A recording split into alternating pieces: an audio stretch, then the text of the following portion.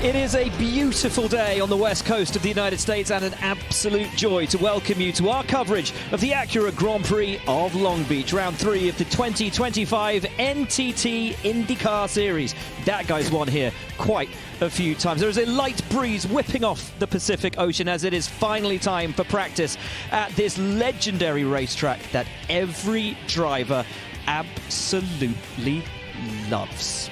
This is how practice will run, as it always runs. 45 minutes with all cars, a 5-minute break. Then we split into groups, 10-minute each, divided by pit box selection. And as always, the rookies can run in both groups. All right, guys, cars out on track. Fastest driver right now, Louis Foster, a 1:09.3113 as we ride on board with Will Power, courtesy of Verizon. And let's just have a little ride along with the driver's eye view.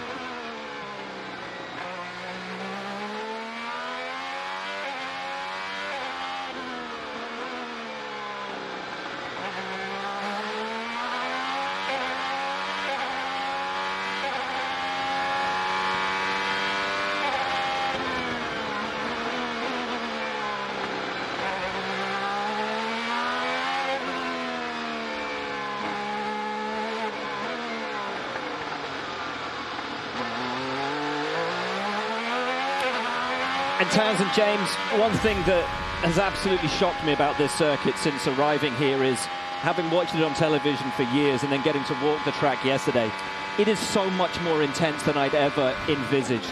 The undulation is more extreme. The short sections feel shorter. The long stretches feel longer. The tightness of the corners feels tighter than I ever imagined. The challenge is phenomenal. And the intensity in the cockpit here, or in the helmet, I should say, with Will Power, is really a blast for me to watch, James. Haven't had this for a long time, and it has never looked this good, this clear. And these are the hands that hold the all-time pole-winning record in IndyCar. 70 pole positions, so many of them coming at places like this, the streets of Long Beach. And for Will Power, what I notice is how quiet and calm and confident and all-knowing those hands are on the relentless streets. They are right now, but wait until we get to qualifying sims on the soft tires later, and you've got to push 10/10ths. It gets a little bit more frantic, a little bit more violent as we switch to the car right in front of him on the racetrack. And that's Pato O'Ward. Looks a lot more violent on board already with Pato O'Ward in terms of helmet shake. And that could already tell you something about the setups of these cars, the dampers. Maybe there's something different in how these cars are. Well, I'm sure there's lots different in how these cars are set up. Also, ride height looked to me like Pato was bottoming pretty heavy down at the end of Shoreline at top speed, about 180 miles an hour, when the aero and the downforce is compressing the springs to their peak load. And it's the bouncing from the concrete to asphalt changes, the curbs, the bumps, the natural issues that you have and imperfections that you have on the road. But then it's also a little bit of the buffeting that's coming in from the air that's being filtered in as we have a nice oversteer moment, nice correction there coming out of turn 8. But I just love that you can read the dash. You can be a little bit more engaged with what the driver is really feeling, what the driver's doing. You see the LED displays on the left and right of the cockpit explaining the hybrid. I mean, the sound is exactly like what it is in the helmet, in your ears as a driver. That's what you hear. I'm on the inside of turn 11. I've actually never been here before. I feel a little bit uneasy seeing how close to the cars I actually am. But this is one of the slowest, actually the slowest corner on the entire NTT IndyCar field. You're going to watch, that's reigning champ, just gone past Alex Palou. What people are going to do in this corner, you're trying to get as straight as you can. You're going to take your left arm, throw it all the way over to the right, maybe you can actually grab it to turn it a little bit more. It's such a critical corner. It leads on to one of the longest straights on the schedule as well. You're going to probably get to the end of the straight, 185-ish miles an hour, but there's a huge amount of lap time here. Josef Newgarden just gone past, looks like he's starting to get a prep lap. Marcus Armstrong as well. Felix Rosenquist's really starting to push, but it was really interesting at the start of the session. I was surprised how much Scott McLaughlin looked fast here. He's not waiting around, he's getting going straight away. And just seeing the cars now, they're either opening a lap or just trying to complete a lap. It's going to get busier, there's going to be more and more traffic, but it's really exciting to be here watching like this. I understand that Pato O'Ward might have had a little early rub with the Long Beach concrete. driver's eye view. Oh, knocked his left hand off and probably damaged the left rear. Maybe he was late. Rear tire. Up by the bridge. Take the wheels off. He said towing. So just got a little bit of too much throttle application on the exit. And you see the back step out, just crank the wall. Luckily, he's right by pit in. You see immediately the car just crab out to the left. Now, Hinch, this is something that look at how bad it's wobbling there on that tire. The previous race winner Colton Herter, though, had a bit of a moment out there on track a few moments ago. As we take a look at that. Turn 9 off the back straightaway. There is a wicked bump that has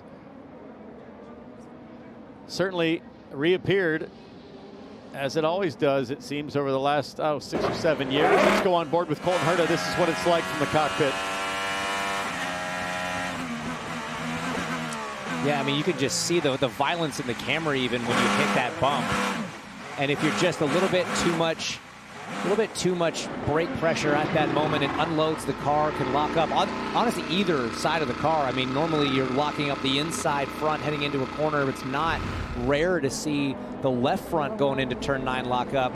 Looks like the same issue there for Callum Ilott as the Andretti gang goes to work. Certainly in terms of producing the results, you cannot. Oh, that was close. Wow. Certainly cannot Scott Dixon's results over a 20-year career, but I think it's kind of interesting now. Is Scott Dixon potentially having to run more of the science? The best finisher here, even though he's never won, as we get a replay of the 77 Juncos Hollinger machine going for a little run. That's Stingray Rob down turn 1. Take a look at the onboard with Stingray Rob here. Hard left front lockup. And you might feel that. That was long enough. He might have a proper flat spot on that Firestone. It's so hard to spin these things around in the runoffs, guys, at a track like Long Beach, because you run the full stack here. You run a 6-speed pattern where you're using first gear. You can't have a short first gear. That's great for pit lane and great for spinning the car around. And yeah, you can see the vibration in the steering wheel. There's a really high frequency movement. That's because the flat spot on that left front is so fierce. And you got to be careful. 10 sets of tires for the weekend, 5 sets of the hards, 5 of the softs. The rookies get 1 extra, but Stingray Rob, a rookie no more. You had a lot of optimism coming in because you're good here, the team is always here. What did you find out in that session? Pretty much that. the Andretti guys, they're doing a good job. The Bryant Honda was really strong out there. And yeah, I'm really, always excited about this race. Being my 100th race this weekend as well makes it even extra special. But yeah, I was just so angry with myself after thermal, so I've worked really hard since then to come back. I feel like I've had a really strong start. We've been really working hard this winter to improve, and I feel like we've shown that. So that was why thermal was a big disappointment, but we're ready to bounce back here this weekend. You're fast on the softs, but are they going to last long enough to go a full stint? Can you tell yet? Probably not, but we will see. I only did a quali sim, but it's definitely going to be tricky. But I love that challenge. I think Firestone is doing a good job with bringing tires that's different, that's soft than the hard tire. It creates a challenge for the teams and drivers to adjust to that, and I love that. I hate when it's just like a consistent tire for everyone. Everyone is just doing the laps. We don't want that. Everyone watching on TV don't want that. We want action and tires that's difficult but good, and I think that's what Firestone is doing at the moment. McLaughlin had a horror show in thermal. Needs a good weekend to pull it back. Don't forget, of course, the man who started off this season on pole position in St. Pete. Lost out on the win, but super competitive that weekend from hell, though, in thermal, qualifying towards the back. Contact with Devlin DeFrancesco before they'd even rolled to green, and then problems with his hybrid. And it's interesting, I mean, for a guy that got his first pole position in IndyCar, his first win in IndyCar on street circuits down in St. Pete, this one has not been particularly kind to Scott McLaughlin in his relatively short IndyCar career. Only 1 top 10 in 4 attempts here at the beach. So he's keen to try to fix that. He's talked about this track being a little bit of a problem one for him. And I know McLaughlin, I know how this guy works. He would have put a lot of time and effort over the offseason studying, researching, diving into the data of what the likes of Will Power and Josef Newgarden, who've both been very successful here, do differently to him to try to close that gap and really try to fix that stat. He doesn't want a double-digit finish being his best results at one of the coolest racetracks on the calendar. Good clean lap from Scott McLaughlin. He stays third with a 108.5. Look smooth, look mistake-free. You hear great job on the radio. Yes, I'm here with Scott McLaughlin. Scotty, first thing I got to say before I get to my main question, can you give us one of your facial expressions that you do with your daughter? One of my what? One of your facial expressions that you do. I tweeted you about it and you said you were going to do one for me. Oh, no, I can't. I can't do one off the cuff like that. I need a few beers. Okay. Yeah. Also noticed in the session you went to the reds pretty early, or the greens, should I say. Can you just talk through why you did that and just how you think the session went? No, it was pretty good. We went early just to make sure that we got a decent run because we wanted to just see what the tire did. Unfortunately, just caught a little bit of traffic, but I felt like what I felt was good. And yeah, Dex Imaging Chevy feels good. I love this place. I love Long Beach. It just hasn't been kind to me in the past, but yeah. But we're all good. I just want to give a quick shout out to you, mate. I think you're doing a fantastic job as a rookie, and yeah, give this guy some love. Thanks, Scott. Yeah.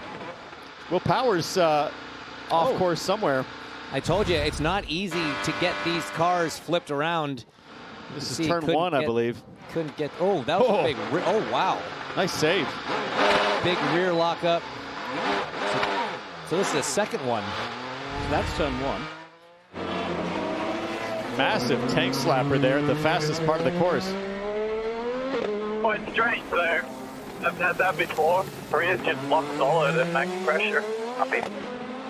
He said rear's just locked solid at max pressure. That's when you first hit the brake pedal. That's your absolute peak of the brake pressure. And these cars run brake biases to the front. There's more pressure going to the front discs. Anytime you have to remove your hands from the steering wheel to get enough correction into it, that's a massive moment. Under braking, at 180, as Louis Foster stalls the car there. Maybe he can use the hybrid system or refire. And that is a new part of the regulations this year. You can use the hybrid system to restart the car should you stall it out on track. A replay then of what happened to him. The old turn 9 braking bump. You just saw a quick spark of a lockup on the right front. He did a good job to get out of the brake pedal, but then on hot tires and narrow confines, a little too much grip. Okay, man. I'm Austin powered. He's Austin powered, as you said. He's Austin. I've never heard that term before. So Colton Herter, fourth fastest in that second group of first practice. Will Power, the fastest man, not just of this group, but of the day. Power on a 107.322, Ericsson on a 107.35 from group 1 was overall second fastest. So trying to make sense of it all, Team Penske absolutely at the sharp end of the field. They weren't there at thermal.